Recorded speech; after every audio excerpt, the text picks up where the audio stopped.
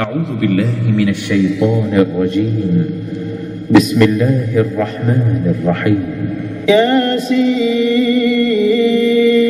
والقرآن الحكيم إنك لمن المرسلين على صراط مستقيم تنزيل العزيز الرحيم لتنذر قوما ما أنذر آباؤهم فهم غافلون لقد حق القول على أكثرهم فهم لا يؤمنون إنا جعلنا في أعناقهم أغلالا فهي إلى الأذقان فهم مقمحون وجعلنا من بين أيديهم سدا ومن خلفهم سدا فأغشيناهم فهم لا يبصرون وسواء عليهم أأنذرتهم أم لم تنذرهم لا يؤمنون إنما تنذر من اتبع الذكر وخشي الرحمن بالغيب فبشره بمغفرة وأجر كريم إنا نحن نحيي الموتى ونكتب ما قدموا وآثارهم وكل شيء أحصيناه في إمام مبين واضرب لهم مثلا أصحاب القرية إذ جاءها المرسلون إذ أرسلنا إليهم 2 فكذبوهما فعززنا بثالث فقالوا إنا إليكم مرسلون قالوا ما أنتم إلا بشر مثلنا وما أنزل الرحمن من شيء إن أنتم إلا تكذبون قالوا ربنا يعلم إنا إليكم لمرسلون وما علينا إلا البلاغ المبين قالوا إنا تطيرنا بكم لئن لم تنتهوا لنرجمنكم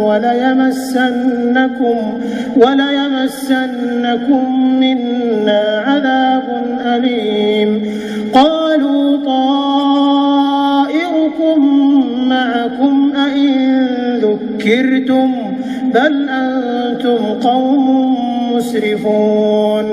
وجاء من أقصى المدينة رجل يسعى قال يا قوم اتبعوا المرسلين اتبعوا من لا يسألكم أجرا وهم مهتدون وما لي لا أعبد الذي فطرني وإليه ترجعون أأتخذ من دونه آلهة إن يردني الرحمن بضر لا تغن عني شفاعتهم شيئا ولا ينقذون إني إذا لفي ضلال مبين إني آمنت بربكم فاسمعون قيل ادخل الجنة قال يا ليت قومي يعلمون بما غفر لي ربي وجعلني من المكرمين وما أنزلنا على قومه من بعده من جند من السماء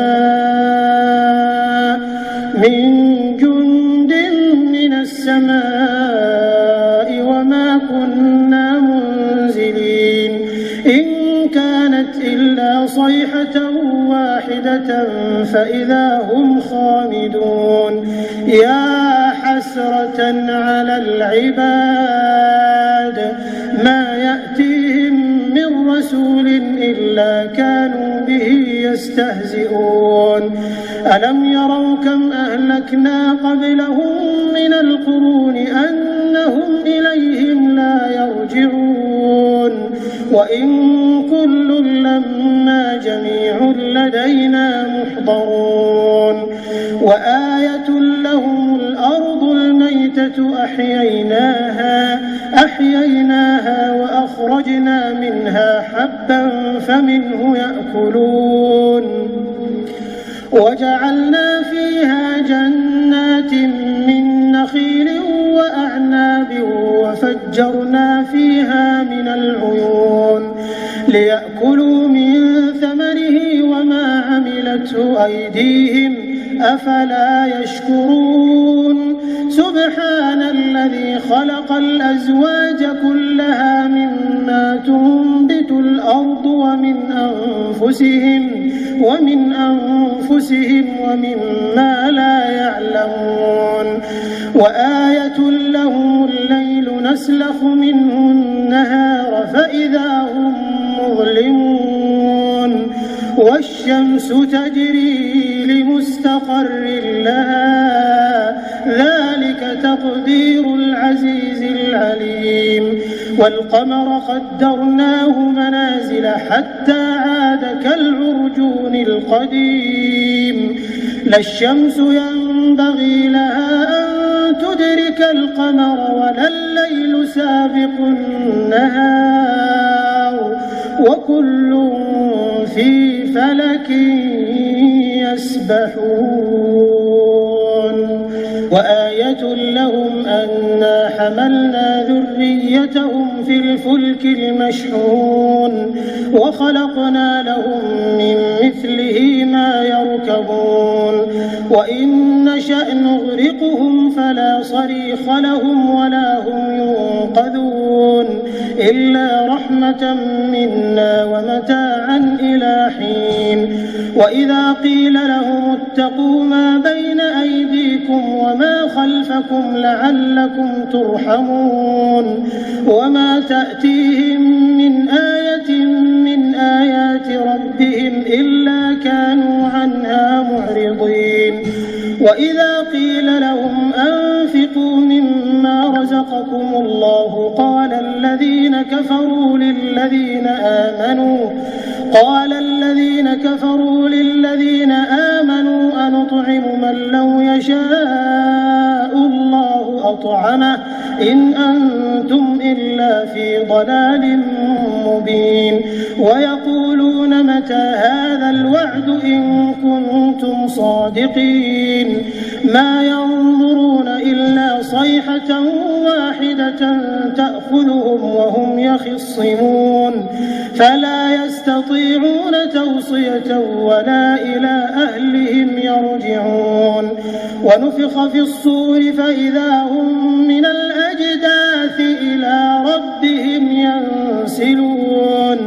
قالوا يا ويلنا من بعثنا من مرقدنا هذا ما وعد الرحمن وصدق المرسلون إن كانت إلا صيحة واحدة فإذا هم جميع لدينا محضرون فاليوم لا تظلم نفس شيئا ولا تجزون إلا ما كنتم تعملون إن أصحاب الجنة اليوم في شغل فاكهون هم وأزواجهم في ظلال على الأرائك متكئون لهم فيها فاكهة ولهم ما يدعون سلام قولا من رب رحيم وامتازوا اليوم أيها المجرمون ألم أعهد إليكم يا بني آدم أن لا تعبدوا الشيطان إنه لكم عدو مبين وأن اعبدوني هذا صراط مستقيم ولقد أضل منكم جبلا كثيرا أفلم تكونوا تعقلون هذه جهنم التي كنتم توعدون اصلوها اليوم بما كنتم تكفرون اليوم نختم على أفواههم وتكلمنا أيديهم وتشهد أرجلهم بما كانوا يكسبون ولو نشاء لطمسنا على أعينهم فاستبقوا الصراط فأنى يبصرون ولو نشاء لمسخناهم على مكانتهم فما استطاعوا مضيا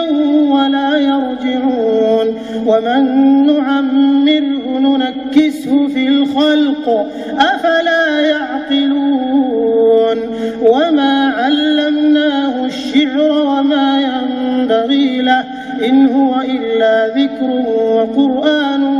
مبين لينذر من كان حيا ويحق القول على الكافرين أولم يروا أنا خلقنا لهم مما عملت أيدينا أنعاما فهم لها مالكون وذللناها لهم فمنها ركوبهم ومنها يأكلون ولهم فيها منافع ومشارب أفلا يشكرون واتخذوا من دون الله آلهة لعلهم ينصرون لا يستطيعون نصرهم وهم لهم جند محضرون فلا يحزنك قولهم إنا نعلم ما يسرون وما يعلنون أولم ير الإنسان أنا خلقناه من نطفة فإذا هو خصيم مبين وضرب لنا مثلا ونسي خلقه قال من يحيي العظام وهي رميم قل يحييها الذي أنشأها أول مرة وهو بكل خلق عليم الذي جعل لكم من الشجر الأخضر نارا فإذا أنتم منه توقدون أوليس الذي خلق السماوات والأرض بقادر على أن يخلق مثلهم بلى وهو الخلاق العليم إنما أمره إذا أراد شيئا أن يقول له كن فيكون فسبحان الذي بيده ملكوت كل شيء وإليه ترجعون. نسو के न पेजानी गाजी दाऊद खान तासु पो मंच के मौजूद दा सलामुना एहतरामात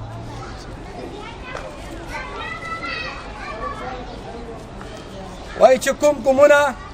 ची खबर कमे और कार ज्याद कवी नो एक ता मंजलुना जर के मिलावेगी मूंगो दे देशम तलीन दे हजरत बादशाह खान बाबा और पिंजलसम दे वली खान बाबा मंजू दलतनासियो मुंगसरा सुबाई कायदीन जिले कायदीन नास्ती चौंके दलता ताजदु दपारा मुंगो दे रोटे इंतजाम हम करे दा नो मुंग बे दा खबर मुख्तसर कहूँ इंशाल्लाह विज़ा दावत वर कौम सुबाई चेयरमैन एनवायो अली रहमान ता चिराशी और पल ख्यालात इज़ार बिस्मिल्लाहिर्रहमानिर्रहीम नतूर नमक के दलता मौजूद जमंग मशारान और स्पेशल गाजी दाऊद भाई जमंग मशर दे आगे था और ताज़ु टोलो ता चदल तनाशे जमा पुदीन और पमीना शरीको जमा पुख्तनो मलकरो अस्सलाम वालेकुम ज़बद फ़ख्र पाज़मत और फ़कीरई कहूमा तलबदशान त दशहान और तंदे टिट सातमा और माता द टोल जहान अग्रान फ़ख्र अफ़गान बाबा हर सचकी गिस्ता फ़िक्रुन भजबंदी सातमा नंच संगा रो भाई वेल चमाशी दे बाबा दे तले बाबागानो दे तालीम पावला सरा तासरा दखल फिकर इज़ार होता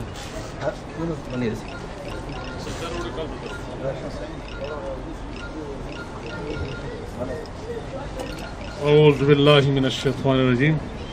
बिस्मिल्लाहिर्रहमानिर्रहीम सदर जलसा सदर अवामी नेशनल पार्टी द जिला सदर फहीम से डिप्टी जनरल सेक्रेटरी शेर अफरीदी से और जम्मू ढेर ग्राम मोहतरम गाजी दाऊद से दिनवायु चेयरमैन अली रहमान से नायब सदर मियाताज बुनरी से او نور په پنډال کې ناست د عوامي نیشنل پارټۍ د ضلع ایسټ د مختلفو واډونو صدور سیکټریز او ملګرو السلام علیکم. نن ډېر زیاته زمونږ او ستاسو دپاره نن هغه ورځ ده چې دا هر کال کله هم راځي نو دا مونږه په دې نیت نه مانځو چې زمونږ ستر مشر جدا شو، مشران جدا شو، بلکې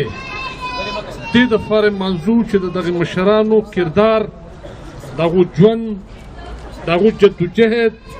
د کم مقصد دپاره و موږ په هغې باندې راټول شو، کینو او خپله خبره وکړو. نو یاد ساتئ ملګرو، نن 100 کاله چې څنګه تاسو ته وویلی شو د دې تحریک د شروع وشو او نن په ټول ملک کې بلکې په ټوله دنیا کې نن د باچا خان د ولی خان دغه برسي دواړه برسیانې مناویږي، منځلې کېږي او پرون په پېښور کې زما خیال د دې ملک د تاریخ د ټولو نه لوی جلسه هم په هغه میدان باندې وشوه. دا جلسه د خلکو د هجوم، د خلکو د دلچسپي دا په خپله موږ ته پیغام راکوي چې نن 100 کاله بعد چې نه هغه په دې ملک کې حکمرانان نو، په دې ملک کې په ریاست کې حکمراني نه ده کړې، بلکې د وخت او تاریخ حکمرانانو همیشه هغو ته کوشش کړی دی چې دا د غدار په نوم، د ملک دشمن په نوم باندې یاد کړي. لیکن نن په دې حالاتو کې نن ورځ تر ورځه چې کومه ورځ تېرېږي د باچا خان او د ولی خان عقیدتمند دغه فالوور نن زیاتېږي او نن د هغو دشمنان چې چا پیداد لیبلې لګولې نن زما په خیال په دې ملک کې د هغو نوم اخیستو والا څوک نشته، باوجود چې هغه په دې ملک کې حکمرانان پاتې شو، په دې ملک باندې حکمراني کړې وه، لیکن نن یې څوک پېژنګلو والا او نوم اخیستو والا څوک نشته. دا وجه دا ده چې دغه حقیقت و، دغه جدوجهد و چې کوم هغو کړی و نن یې خلک یادوي، مونږ او تاسو یادوو. نو ملګرو، باچا خان په هغه وخت کې په دې ملک کې په دې منقطه کې چې کله د خپل جدوجهد آغاز وکړو نو د دې نه مخکې په هندوستان باندې ډېر زیات پښتانه زموږ ایروز راغلي دي، که هغه د احمدشاه په شکل کې و، که هغه د ابراهیم لودي په شکل کې و، یا نور ډېر څومره چې راغلي دي. هغه د افغانستان نه چې کله هغې راوتې دي نو د دهلي په تخت باندې هغو د خپل طاقت او د ټوپک په لاس باندې حکمراني کړې ده، په ټول هندوستان باندې حکمراني کړې ده. په دغه دور کې چې د پښتنو د دې قوم په لاس کې د جنګ و جدل نه علاوه بله خبره نه وه، د دوی په لاس کې قلم نه و، ټوپک و. په دغه دور کې چې علم نه و، باچا خان په دغه دور کې راپاڅېدلی دی،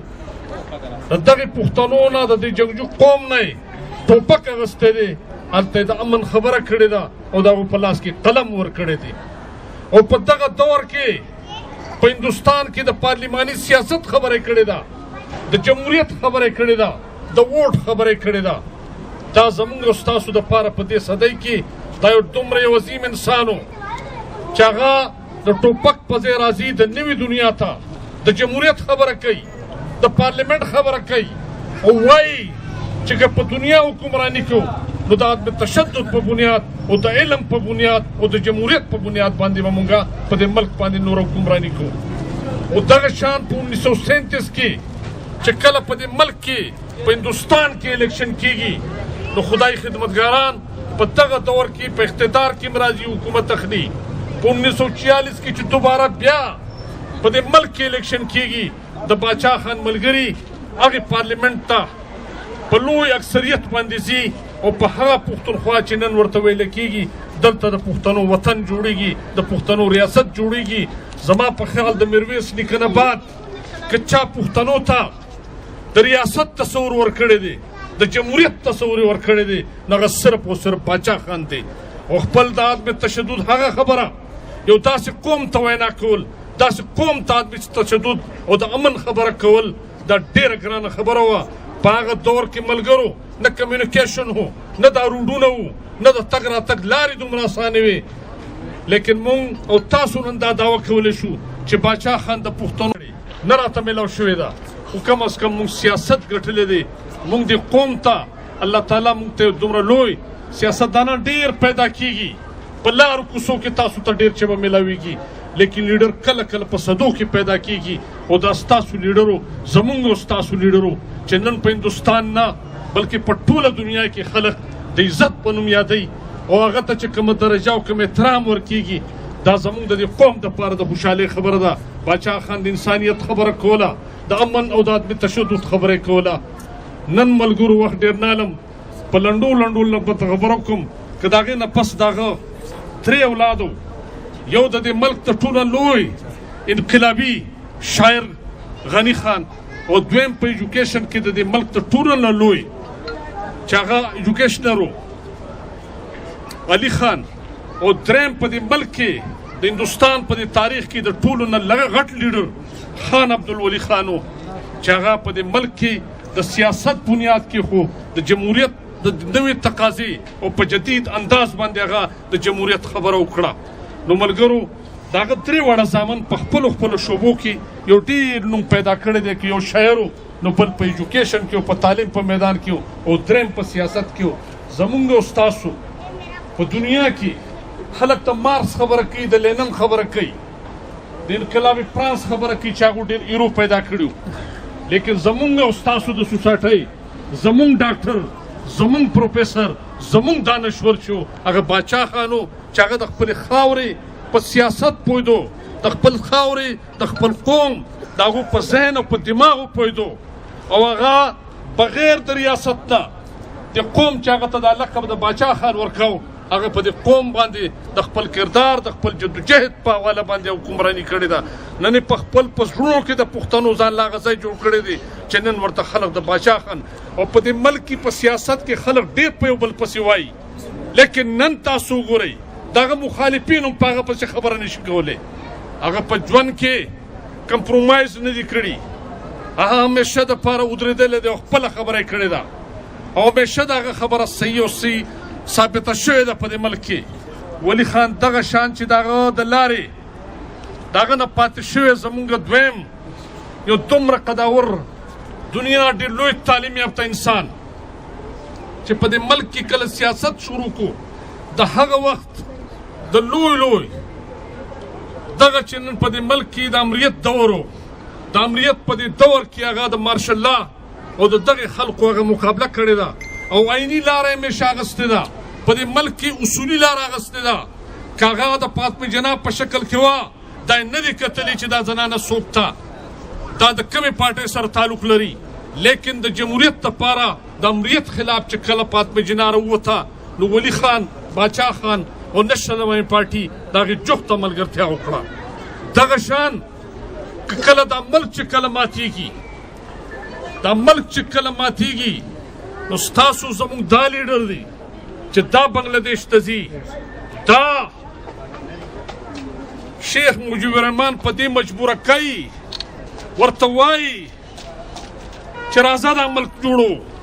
د دې ملک ته ماتولو خبره مه کوه. شیخ مجیب الرحمن ورته وایي زه لیونی نه یم، زه حکمراني غواړم، ما الیکشن ګټلی دی، خو د دې خلکو نیت خراب دی، دا اسټیبلشمنټ د پاکستان دا مال دا حکومت نه راکوي. ولی خان ورته ونی اخره پورې خپل کوشش وکړو، او کله چې ولی خان د یحیی سره میلاویږي نو یحیی ورته په جواب کې وایي چې دا بنګالیان په ټوپک ټکېږي په بل څه نه ټکېږي. نو په ولی خان وایي چې او زه نن د شیخ مجیب په خبره باندې ورسېدم چې د خلکو فیصله کړې ده چې دا ملک په خپله ماتوي. نن یاد ساتئ ملګرو، زمونږ مشرانو ته خو غدار ویلو، هغې غدارانو د دې ملک ته بچ کولو کوشش کړی دی، او هغه چې د دې ملک وفادار جوړ شوي دي او ځان ته وفادار وایي هغو دا ملک مات کړی دی. مونږ دا ملک نه دی مات کړی، مونږ د دې ملک ته بچ کولو دپاره زمونږ او ستاسو لیډر اخره پورې چې بټو ورته ووایي چې که څوک بنګلادیش ته لاړو او په خپلو خپو واپس نه راځي. ولي خان واحد سړی و چې هغوی زه به ځم او لاړو، ثابته یې کړه چې د دې ملک ته بچ کولو لپاره به زه هر هغه قدم اخلم چې څومره مانه کېږي. دا ستاسو زمونږ دپاره که نن څوک دا وایي چې ولي خان د پاکستان خلاف یا باچا خان د پاکستان خلاف قطن دا خبره نشته. ټیک ته د باچا خان موقف د باچا خان یوازې نه و، دا د هندوستان او په دې ملک کې په دې خطه کې چې څومره عالمانو، کاغه د دیوبند عالمانو، کاغه سره د جماعت اسلامي مولانا مودودي صاحب، ټول عالم دین د هندوستان په دې یو خبره باندې متفق وو چې موږ لا انګریز د دې ملک نه ایستل دي او موږ په دې ملک کې چې د پاکستان جوړېدو نه مخکې په دې ریاست کې همیشه دلته مسلمانانو په سونو کاله حکمرانی په زرونو کاله کړې ده. د هندوستان د آزادېدو نه بعد که تاسو د هندوستان د مسلمانانو هغه تعداد راجمع کړئ، که هغه نن په بنګلادیش کې د 6 کروڑو په شکل کې دی، په هندوستان کې نن مسلمان په 2 کروڑو کې دی او په پاکستان کې هم وایي چې 2 کروڑو دی، دا 3 واړه که راجمع کړئ نو په هندوستان کې د هندوانو د سیکانو د ټولو مذهبونو نه د ټول نه زیات مسلمانان اوسي. په دې وجه باچا خان او د هندوستان ټول عالم دین په دې متفق وو چې متحده هندوستان د دنیا سوپر طاقت پوي او دا به باقاعده د اسلامي ریاست پوي. په دې کې به وزیر اعظم مسلمان وي نو صدر به د دین دوی. دغه د پاره د جدوجہد او نن تاسو وکاتو چې دغه خبره هغه شان ثابته شوه چې باچا خان وي چې دا د پاکستان یا د هندوستان ازادي نه ده، دا ازادي چې کومه تاسو علي دا د مسلمان تقسیم دی. نن هندو په یو ملک کې راټول دی لیکن مسلمان په 3 ملکونو کې تقسیم دی. دا د باچا خان هغه سیاست چې قوم ته دا کم از کم ویژن ورکړو چې دا لاره غلطه ده، په دې لاره مزه. خو چې کله دا ملک جوړ شو نو د 1948 په هغه انساج اسمبلی کې په خپل راځي قسم پورته کوي چې که دا ملک زما د خوښ نه و، خو چونکې زما په خاوره باندې دا ملک جوړ شو، زه به نن د دې ملک ته وفادارۍ او د دې ملک ته چلولو دپاره هر هغه کار کوم چې کم د دې په فایده کې وي، د دې په مفاداتو کې وي. نو ملګرو مونږ او تاسو ته همیشه د دې سلیبس کاغه د پرایمري دی، کاغه د سکول دی، کاغه د میټرک دی. مونږ ته د تاریخ د پاکستان تاریخ همیشه غلط پړاو کړی شوی دی. که چېرې هندوستان چې کله باچا خان او دغه ملګرو دا ناره وویله چې هندوستان پرېږدئ، هندوستان چھوڑ دو، نو هغه نارې په شا باندې صرف پښتون نه و، د دې ریاست د دې خطې د هندوستان ټول خلک د هغې په شا ولاړو. او نن که چېرې مونږ او تاسو په دې ملک کې راپاسو، دا خان بهادر، دا چولیان، دا سرداران، دا پنډتان په هندوستان کې حکمرانانو، خو دوی د جمهوریت خبره نه کوله، ځکه په جمهوریت کې سردار ته خطره وي، په جمهوریت کې غټ خان ته خطره وي، خان بهادر ته خطره وي، هغه ملنګ ته خطره نه وه. او کله چې په مردان کې یو سړی الیکشن راغی، باچا خان په جلسو کې پکې ناستو، نو باچا خان به ورته وایي چې یو وخت به چې راځي چې دا خان بهادر، دا خان، دا به ستاسو دروازې له راځي. خلک حیرانه و چې دا به څنګه کېږي. او بیا داسې وشو چې کله الیکشن راغی نو د هغې غریب کور ته هغه خان راغی او ووټ یې ترې غوښتو. هغه دا خبره باچا خان ټیک کړې وه چې یو ورځ به په جمهوریت کې دا خان به ستا کور ته راځي. نو ورته وایي چې خان دا سوچ باچا خان را کړی دی نو خفه کېږي به نه، ووټ دله نه در کوم، ووټ د باچا خان دی، ځکه چې دا ووټ ماله باچا خان ګټلی دی. نو ملګرو د جمهوریت دپاره د دې ملک د بچ کېدو دپاره په دې ملک کې د امن د لاره دپاره نن دا ملک جوړ شوی دی. څوک پکې وزیر اعظم دی، څوک پکې صدر دی، څوک پکې چیف آف سټاف دی. خو چا دا سوچ ونه کړو چې دا بنیاد، دا ازادي، دا ملک چا آزاد کړی دی او چا جوړ کړی دی. نو وخت مې ډېر واغستو، نورې نه هلم. صدر جلسه ناست دی، به تاسو سره خبره کوي. تاسو ډېر مشکور یم چې تاسو زه واورېدم. ډېره مننه. زه مختصر ویس پروګرام مختصر کوو انشاءالله. خو دې نه مخکې زه ویس د خپل ضلعې صدر اور د ضلع شرقي زړه د مونږ ګران څه الفاظ د لپاره استعمال کو نور بننه ورکوم فهیم بھائی ته چې راشي د باباګانو د تعلیم په حواله سره د تاسو سره خپل خیال اظهار وکړي. دینه بغیر نه کوم. اعوذ بالله من الشیطان الرجیم بسم الله الرحمن الرحیم. نرسي جوړ نرسي تاسو به ورور سم چاغل تر ته چونه چې وونه ریدل زما قابل احترام صوبائی جنرل سیکرٹری یونس بنیری صاحب، قابل احترام شیر افریدی صاحب ڈپٹی جنرل سیکرٹری، سائیں علاؤدین صاحب، نور اللہ صاحب او زما گران رور مرګره زمون غازی داؤد بھائی په پنډال کې ناز د عوامي نیشنل پارټي ضلعي مرګرو، ضلعي عہدیدارو، د وارډ صدورو، سیکرټریانو او د عوامي نیشنل پارټي ورکرانو، السلام علیکم. आवाज درځي که نه؟ چې بغیر مایک یې درځي د صحیح ده. نن زمونږ د فخر افغان باچا خان بابا او رهبر تحریک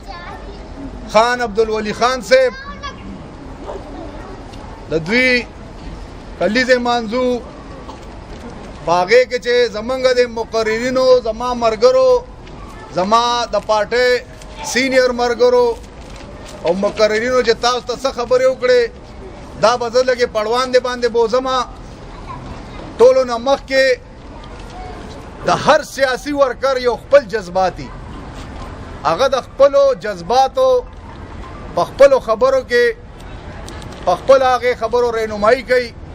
ټولو نه مخکې خو زه دا ویل غواړم چې زما دا مرګرو په خپلو خبرو کې دا کومه خبره وکړه چې یاره باچا خان ته یا ولی خان ته یا د عوامي نیشنل پارټۍ د مشرانو ته یا د خدای خدمتګار د تحریک د مشرانو ته د خلکو به غداران وي. خبره دا ده چې غداره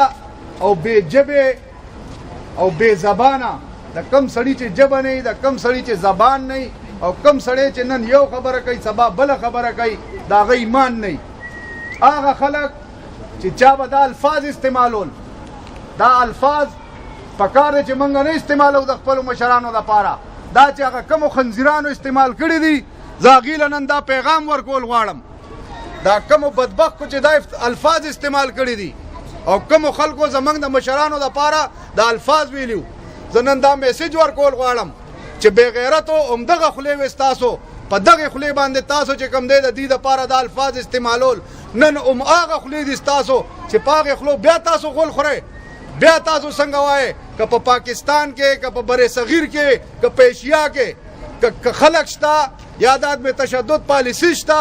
یا د امبل پړوان د بوتللو والا شته، نو هغه صرف باچا خان دی، هغه صرف ولی خان دی، هغه صرف اسپندیار خان دی او د دوی پالیسي ده او د دوی پارټي ده چې دوی به دا قوم او د ملک مخکې بوځي. موږ له پکار ده چې زمونږ د مشرانو دپاره کوم الفاظ کوم بدبختو استعمال کړي هغه موږ نه استعمالو، او هغې بدبختو ته دا ویل غواړي چې نن ستاسو ټول دار و مدار نن که وګورئ په دې تاریخ راوالې او په تاریخ کې وګورئ څه خبرې به تاسو سره شیر کوم، ډېر ټیم به ستاسو هم ډالم. کومې خبرې چې ستاسو مشرانو کړي دي، کومې خبرې چې باچا خان کړې وې، کومې خبرې چې ولی خان کړې وې، هغه خبرې چې کوم دی 100% نه 110% چې کوم دی په دې ملک کې ثابته شوې او د خلکو ومنلې. نن پورې چې کوم دی په دې ملک کې چې کوم دی ټولو نه زیات موږ پښتانه ووالي شو، په طرح طریقو باندې ووالي شو، په قوم پرستو ووالي شو، په دهشتګردۍ ووالي شو، په ملک باندې چې کوم دی الزاماتو لګېدل چې دی د دې ملک سره دغه نه دي. پښتون هغه قوم دی چې په خپل ټوپک باندې په خپل کالتوس باندې باچا خان په خپلو مرګرو سره د ملک دفاع کړې ده. باچا خان په خپله هره خبره کې د ملک دفاع کړې ده. دغه شان که تاسو وګورئ چې باچا خان نن نه مخکې دی چې انګریز دلته زمونږ نه دا قبایل بیلول او دا قبایل یې لرکول، ډریوډ لاین ورته وایي هغه یې کیچاوه، د هغې هم باچا خان مخالفت کړی، نن یې ولې ختموله؟ دا هم د باچا خان او د باچا خان د مرګرو ګټه ده. نن دوی هغه شي ته تیار شو، هغه خلک یې هماغې سملو ته راوستل، هماغې حوزس ته یې راوستل چې کم خلک به دي د خپل مفادات دپاره او د خپل دغه دپاره هغه سیټ اجسټمنټ دپاره استعمالول. هغه کیسې ختمې شوې، هغه د باچا خان خبره د ولی خان خبره ثابته شوه، هغې هم چې کوم دی قومي دایرې ته راوستل. دا ورته نن نه ډېر مخکې باچا خان دی چې بھائی دی قومي دایرې ته راولې چې دی موږ سره کینې، موږ سره ډیبیټ کوي، موږ سره خبرې کوي، موږ سره ادرې کوي، په اسمبلو کې او دی چې کوم دی دا فاټه ماټه دا کیسه ختم شي. دویمه خبره ستاسو په علم کې دا هم راوستل غواړم د باچا خان د زامنو په هر ځای خپل خپل کردار پاتې شوی دی. د باچا خان ضرور په خپل ځای خپل کردار پاتې شوی دی. ډاکټر خان صاحب چې کله وزیر اعلی ستاسو دا کلی کچېری بنیاد چې کوم دی د باچا خان رو رخه دی. کلی کچېری خو دلته خلکو اوسو پیژنده تاریخ راواله وګوره چې کلی کچېری چې کوم دی د کم ځای نه شروع شوې ده او ډاکټر خان صاحب چې کوم دی د کلی کچېری بنیاد یې او دغه شان په کلی کچېری کې ډاکټر خان صاحب ناستو یا لګیاو خبره کوله او زمونږ په دې پښتنو کې داسې سادهګان وته وایا کمقل وته وایا چې هغه چا یو کس پکې پې کړو هغه را پاسېده لکه تاسو چې د دې پنډال نه را پاسې زما ګریوان ته لاس واچوئ. نو دغسې چې کله د ډاکټر خان صاحب ګریوان ته لاس واچو ورته تا موږ له څه کړي دي؟ نو ډاکټر صاحب ورته وایي چې ما تاله دا وکړل چې ته د وزیر اعلی ګریوان ته لاس اچولی شي دې نه زیات خو زه تاسو له نور څه نشم کولی. د کلي کچېرۍ بنیاد چې کوم دی هغه هم ډاکټر خان صاحب بیخي و د باچا خان رو رخې و. 1 یونټ چې کله دا کله چې د حال هندوستان یو اسمبلي وه په هغې کې غني خان چې کوم دی د هغې اسمبلۍ ممبر و.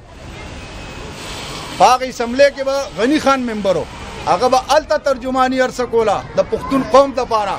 په باچا خان باندې خو که څوک وایي چې زه به خبره وکړم باچا خان یو داسې سمندر دی چې په هغې کې ور ډوب شي چې باره ترې راځې راځې ساه به د نه وتي خو د هغه خبره نه ختمېږي. د باچا خان چې زما په خپل ذات کومه خبره خوښه شوې ده هغه زه تاسو سره شیر کوم. موږ ته په دې دنیا کې چې کوم دی ټولو نه زیات عزیز خپل اولاد دي. هر انسان ته خپل اولاد ډېر زیات عزیز دي خو چې یو انسان د خپل قوم دومره درد لري د خپل قوم بچي خپل بچي لري او هغه را پاسي تاسو به ولی خان هم اورېدلي ولی خان تاسو په خپله خولې ویلي دي دا چې باچا خان سره به زمونږ غم نه و. مونږ به چې کوم دی ولې چې څنګه راته شعر به وي چې هغه دومره موده په جیل کې تېره کړې وه نو بغیر د پلار نه هغې هغه ژوند تېره و. نو هغه خپل بچي هېر کړي د څه دپاره هېر کړي د دې دپاره هېر کړي چې یاره زه د خپل قوم هغه چې کوم دی جنون چې ورته وایي هغه جنون هسې هغه د خپل قوم سره مینه کوله د خپل قوم په درد باندې درمندو. دویمه خبره موږ او تاسو چې نن وګورو که نه نو دا موږ چې کوم نیشنلیان یو یا موږ کوم د برګر یو دا داسې ووایه چې موږ ته هر یو شی په تال کې تیار ملو شوی دی. د باچا خان د وخت چې کم یو ملګري چې کم پکې جمدي دي کومو هغوی لیدلی دي او کومو نه د باچا خان نه هغې تربیت اخیستی دی. هغه که د بابړې کیسه راواخلی که د ټکر کیسه راواخلی که مختلف داسې دومره کیسې دي چې ډیټیل کې درته نه ځمه هغه راواخلی نو زمونږ بابا سره چې کوم دی هغه ملګري دومره د هغه په عشق کې بیا لیوني شوي وو چې هغې ته به ګولۍ نه ښکارېدی هغې ته به ډز نه ښکارېدل خو چې بابا به روان و که مخکې نه به ډزې کېدې که ګولۍ به ورېدې خو دوی به ورسره روان وو. د هغې م ورسره او د بابا ټوله ستړې د هغه د ژوند ټوله ستړې د هغه ډېرې واقعات دي. یو ځای کې چې کوم دی ټول راغونډ شوي وو هغه به چې ځان سره بار سړی خپله ډوډۍ راوړي چا وله ډوډۍ راوړه چې بابا دا هم تاله راوړی چې دا کېنه دا دې خوري. هغه سره یو بل ملګری ناست و چې هغه پوره د هغه په قافله کې د ټولو نه کم غریب او کمزورې ملګری و. هغه ته یې ویل چې یاره تا سره وړي دي وایي چې ما سره خو یو 2 غوټې پیاز دی یو 4 شپږ پیکوړې دي وایي راځه زه تا سره ډوډۍ خورم ما او تا به ډوډۍ وخورو. هغه به د خپل عمل نه درس ورکو هغه به د خپلې تلو نه د ناستې نه د ولاړې نه به درس ورکو. که هغه ته به چا چپل هم راواغېستې او سیده کولې به هغه به ورته چې نه دا به نه کوئ. ډېرو به ورته چې په عقیدت کې چې نظم د دې غلامۍ نه خلاص د انګریز د غلامۍ نه دا ملک چې کوم دی د هغې په وجه خلاص دی. دا اوس په دې ملک کې چې بیا هم دا کمې فیصلې شوي دي او کېږي دا ټولې هغه خبرې دي چې کمې باچا خان ویلې وې کمې ولی خان ویلې وې دا هم هغه خبرې راځي او دا ستاسو او زمونږ د ملګرو سیاسي ګټه ده. ملګري ډېر ناست دي په آخره کې چې کوم دی زه به